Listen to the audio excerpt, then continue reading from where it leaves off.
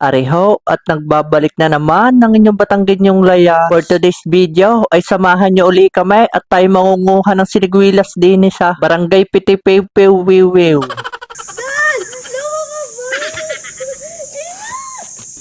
Huwag mong gagawin!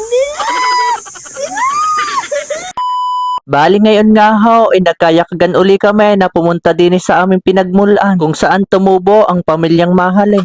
At aring aking pamangkin nga ay nag-request ng tito, ako na may iyong ibaktot na.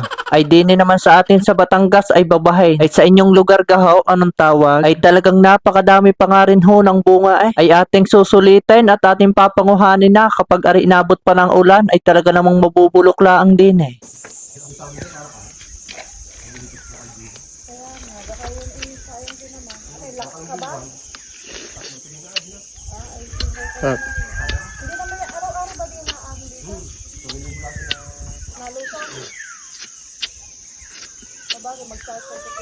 Guys, may mga bunga pa nga. May naabutan pa kaming bunga. Kaso yung iba nahihinog na. Pero madami pa siya. Nasa dulo. Yan, ari oh. Talaga namang mapupula. At talagang sarap.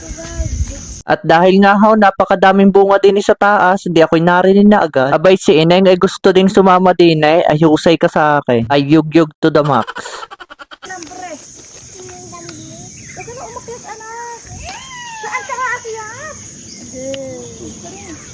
Hindi ako mangunguha. Ang sarap manguha. Nanginginig lang.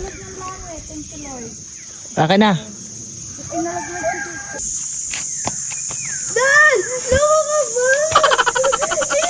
Baba na, nakakyat na. Hey, hey. Ba't gaya kay Sunor? Ayun, taas. Huwag mo gawin! Bayga naman ga totoong susunor din tapos takot naman palang mahulog. Di kalaki naman ng salo Di kay kalawak naman ng lupa, di kay salong-salo ka. Di kay pagkagarning ang kababa, di kay kasarap manguha din sa taas na are. Abay iyong titingnan lang, iyong tinutunto ang sanga at talaga namang ari marupok pa sa iyo. Ay talaga namang mukbang yarn. At may isang puno pa nga ho din sa balisbisa ng bahay ng Mamay Tonyeng at Nanay Carmen. Sila nga pala ho ay magulang ni Mahale, SKL. Ala, ay talaga namang si Dayon ay may paggaya pang gusto daw niyang umakyat din kala mo talaga'y makakakuha ng ilan. Pero medyo napahiya ako dun abay abot pala Ay talagang tinawag pa ang kanyang mama at pinahili yung kanyang nakuha. Ay siya, magpapaiyak muna tayo ng pamangkin. Yan.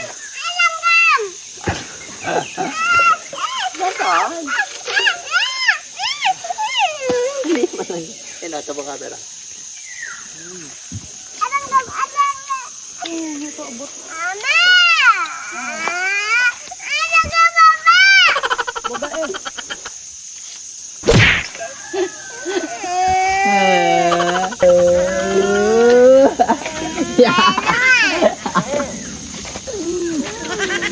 Tago-tagoan, maliwanag ang buwan.